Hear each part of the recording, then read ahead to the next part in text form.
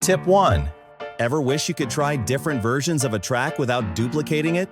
In Logic Pro, use Track Alternatives. Just click the track header, choose Track Alternatives, and hit New.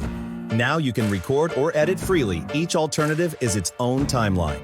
Switch between them instantly to compare takes, edits, or sound designs. It's like having multiple realities of the same track. No clutter, no mess. Once you find your favorite version, just commit it and keep creating. Tip 2. MIDI loop recording in Logic Pro behaves differently than audio, and by default, it's not very practical.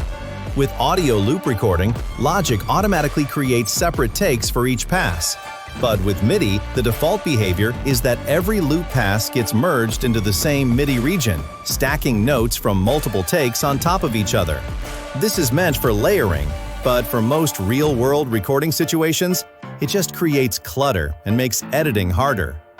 If you want MIDI loop recording to behave like audio, you need to change one setting. Go to Logic Pro, Settings, Recording, then open the MIDI section.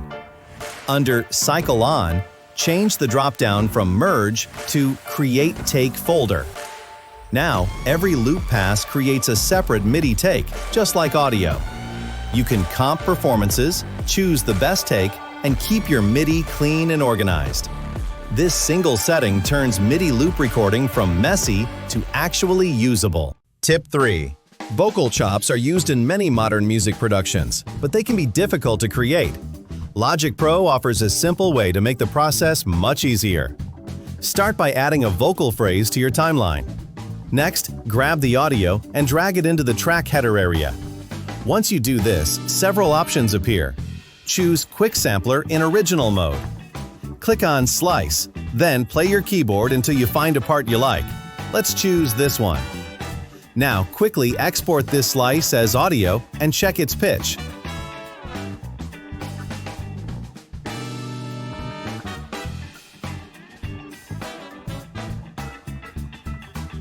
Now we have our audio file. Let's use Flex Pitch to check which pitch the exported audio has.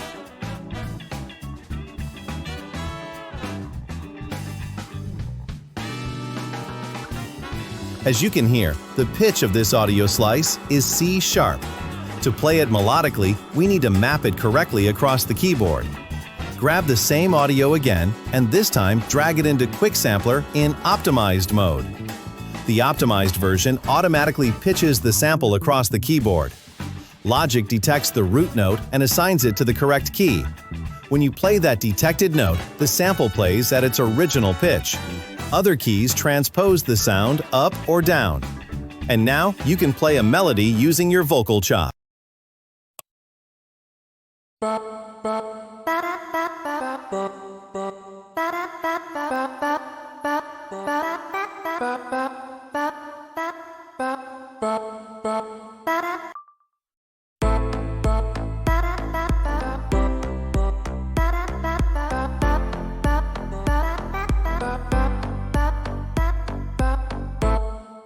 Tip 4. After recording a vocal, the first thing you usually do is clean it up. The goal is to remove the parts where no vocals are present. Microphones often capture background noise, room sound, or small unwanted noises, especially in the gaps between phrases. Cutting these parts manually can be very time-consuming. You have to move the playhead, make a cut, move to the next spot, cut again, and delete each section one by one. Fortunately, there's a much faster way. Logic has a feature that works similar to a gate, but instead of lowering the volume, it actually cuts the silent parts automatically. Simply select the audio region and press Ctrl and X to open the Remove Silence editor. Logic will analyze the audio and create cuts based on the current settings. If it removes too much, just adjust the threshold until it sounds natural.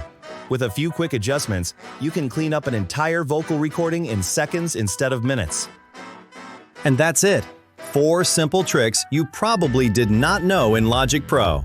See you in the next one.